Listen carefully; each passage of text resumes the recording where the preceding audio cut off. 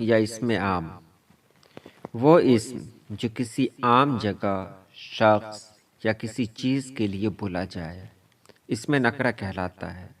اس اسم کو اسم عام بھی کہتے ہیں، یعنی جو عام کے لیے بولا جائے اسے اسم نکرہ کہتے ہیں۔ اسم نکرہ کی 6 اقسام ہیں: اسم ذات، اسم حاصل مصدر، اسم حالیہ، اسم فاعل، اسم مفعول اور ایک اسم استفہام۔ اسم ذات وہ اسم جس میں ایک چیز کی حقیقت یا اصلیت کو دوسری چیز سے الگ سمجھا جائے اسم ذات کہلاتا ہے، جیسے قلم، دوات، صبح، شام، ٹیلی فون، میز، پروانہ، شمع، بکری، گائے۔ اس سے کسی بھی ذات کا علم ہوتا ہے، اور جس سے ذات کا علم ہوتا ہے اسے اسم ذات کہتے ہیں۔ یہ اسم نکرہ کی ہی ایک قسم ہے۔ کل آپ کو اسم معرفہ کے بارے میں بتایا گیا تھا، جو آپ نے بہت پسند کیا، اس لیے یہ ویڈیو آپ کے سامنے لائی گئی ہے۔ اسم حاصل مصدر وہ اسم جس میں مصدر کے معنی پائے جائیں، یعنی جو مصدر کی کیفیت کو ظاہر کرے۔ مثال کیا ہے؟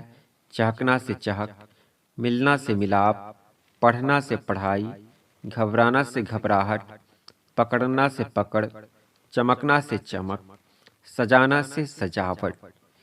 یعنی جس میں مصدر کی کیفیت ظاہر ہو اسے اسم حاصل مصدر کہتے ہیں، اور یہ بھی نکرہ کی ہی ایک قسم ہے۔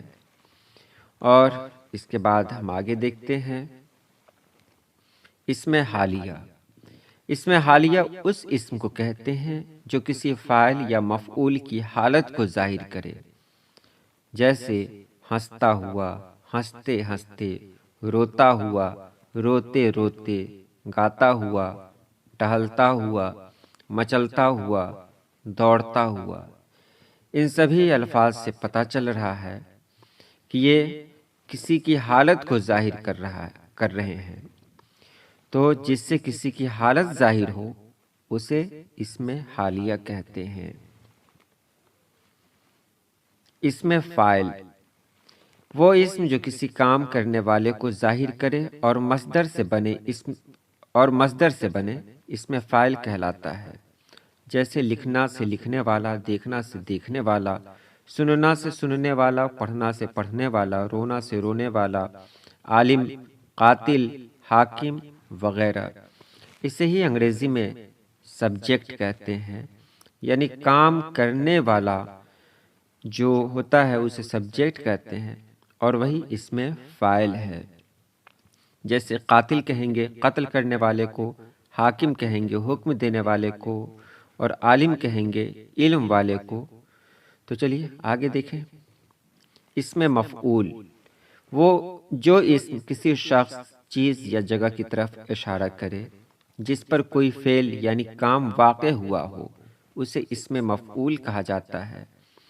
مثالیں دیکھ لیں: دیکھنا سے دیکھا ہوا، سونا سے سویا ہوا، رونا سے رویا ہوا، جاگنا سے جاگا ہوا، پڑھنا سے پڑھا ہوا، سننا سے سنا ہوا۔ اسی طرح مظلوم، مقتول، مخلوق، مقروض، مدفون وغیرہ۔ اسے انگریزی میں آبجیکٹ کہتے ہیں، یعنی جس پر کسی چیز کا اثر پڑے، جس پر کسی کام کا اثر پڑتا ہے اسے مفعول کہتے ہیں۔ اس کے بعد آخری ہے اسم استفہام۔ اس اسم کو کہتے ہیں جس میں کچھ سوال کرنے یا معلوم کرنے کے معنی پائے جائیں۔ مثالیں: کون، کب، کہاں، کیوں، کیسے۔ یعنی جس میں کوئی سوال کیا جائے اور جس میں کچھ پوچھا جائے، کچھ نئی جانکاری حاصل کرنے کے لیے جب کوئی سوال پوچھا جائے تو اسے ہی اسم استفہام کہتے ہیں۔ تو یہ رہی آج کی ویڈیو کیسی لگی آپ کمنٹ باکس میں ضرور لکھیں، کیونکہ آپ کے کمنٹ سے مجھے حوصلہ ملتا ہے۔ ایک ویڈیو کو بنانے میں بڑی محنت پڑتی ہے، اور یہ آپ کے حوصلے سے ہی ممکن ہو پاتا ہے۔ چلیے آج کے لیے اتنا ہی۔ اللہ پاک آپ سبھی لوگوں کو خوش رکھے، آباد رکھے۔